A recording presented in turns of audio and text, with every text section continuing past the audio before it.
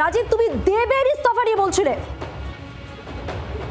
দেখো, দেব ইস্তফা দিতে পারে এমন একটা খবর আসছে, সেক্ষেত্রে লোকসভায় অভিনেতা দেব সহ আরো একজন দুজন ইস্তফা দিতে পারেন। সেটা খবর এখনো পর্যন্ত নিশ্চিত নয়। তার কারণ, যারা একটা প্রস্তাব এসেছে বিক্ষুব্ধদের বৈঠক থেকে, যারা বিশ্বাসঘাতক তকমা নিয়ে রাজনীতি করতে চান না বা রাজনীতি থেকে অবসর নিতে চান, সেক্ষেত্রে তারা ইস্তফা দিতে পারেন।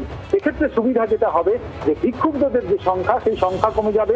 সেক্ষেত্রে যে 19 জনের সংখ্যার প্রয়োজন এখন চিঠি দেওয়ার জন্য স্পিকারকে, সেই সংখ্যা এই জায়গাটা রাজীব, এই জায়গাটা একটু ক্লিয়ার করো। যে বক্তব্য ছিল এর আগে দেবের, সেখান থেকে তিনি ঘুরে গিয়ে যে ইস্তফার একটা সিদ্ধান্ত এসেছেন, এই যে খবর পাচ্ছি আমরা, এটা কেন?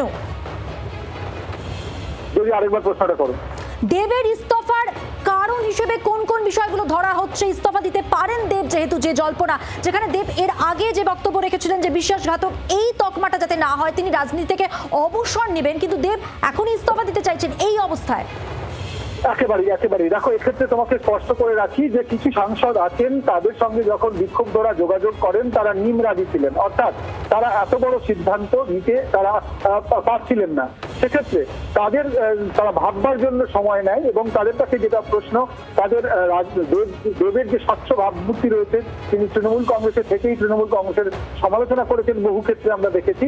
সেই জায়গায় দাঁড়িয়ে তিনি বিজেপির বি টিম হিসেবে বা অন্যান্য রাজ্যে যেভাবে অন্যান্য রাজনৈতিক দল ভেঙেছে, পশ্চিমবঙ্গের তৃণমূল কংগ্রেস ভাঙলে লোকসভাতে যদি অন্য গোষ্ঠী হয়, দেব সেই গোষ্ঠীতে থাকতে চান না। শুধু দেব নন, এরকম কিন্তু আরো দু একজন রয়েছেন, তাদের মধ্যে তারা নিমরাজি রয়েছেন, তাদের মধ্যে সিদ্ধান্ত তারা নিতে পারছেন না। সেক্ষেত্রে বিক্ষুব্ধ গোষ্ঠীর এই বৈঠকে সিদ্ধান্ত হয়েছে, যদি কেউ মনে করেন যে এরকম জায়গায় তারা সরে দাঁড়াবেন, তাহলে তৃণমূল কংগ্রেসের সঙ্গ ছাড়বার জন্য তাকে ইস্তফা দিতে হবে। তিনি ইস্তফা দিতে পারেন, অর্থাৎ একেবারেই তিনি ইস্তফা দিয়ে সরে যেতে পারেন। সেই জায়গায় অন্য রাজনৈতিক দল সেখানে তার তরফে সেখানে আবার পুনর্নির্বাচন হবে। সেই পুনর্নির্বাচনে যিনি নিতে আসবেন সেটি হবে, কিন্তু তৃণমূল কংগ্রেসের যে সংখ্যা, যে সংখ্যা 29 থেকে হাজী নুরুল ইসলামের মৃত্যুর পর এখন 28 রয়েছে, সেই 28-এর সংখ্যা অনুযায়ী 19 জন লাগবে।